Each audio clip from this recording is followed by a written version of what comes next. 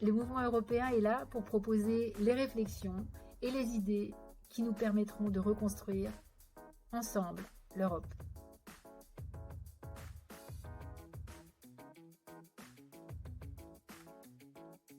Alors, dès le début de la crise, on a pu suivre les débats entre les commissaires Maria Gabriel et Thierry Breton et les députés de la Commission de la Culture et de l'Éducation.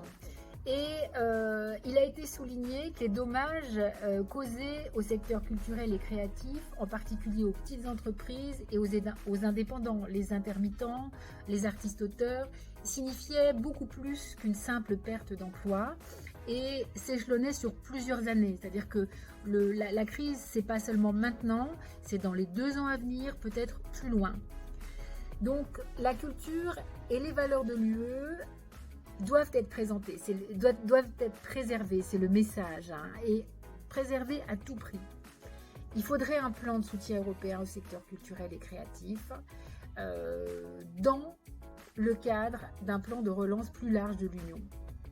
Malheureusement, le plan de relance du 27 mai s'est révélé très décevant pour notre secteur. Il a été aussi magnifique de voir à quel point tous les services et tous les acteurs culturels ont accepté de se mobiliser pour investir les réseaux sociaux et les nouveaux médias.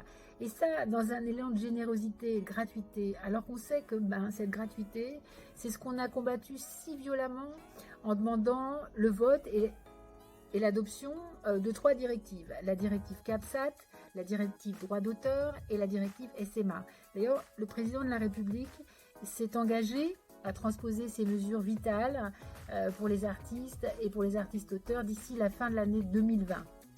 Tant que ces mesures ne seront pas transposées, les acteurs culturels européens seront en danger face aux géants du numérique. Il y a 2 dates qui ont permis de définir un plan d'action pour que l'Union fasse plus en matière de culture. Il y a le 8 avril, les ministres de la culture européens ont pu échanger et dresser un état des lieux. Et se renseigner aussi sur les pratiques effectuées dans les différents pays. On peut constater des ressemblances, des symétries. Il y a vraiment une communauté d'esprit là. Donc, on a demandé à ce que l'UE complète les mesures nationales prises dans une perspective pluriannuelle. Ça, c'était très important. Et puis, les ministres se sont réunis à nouveau le 19 mai pour préparer le déconfinement. Et l'enjeu, c'était toujours de s'assurer que le secteur culturel soit identifié au sein du plan de relance de la Commission. Et malheureusement, je répète, on a été assez déçus sur le résultat.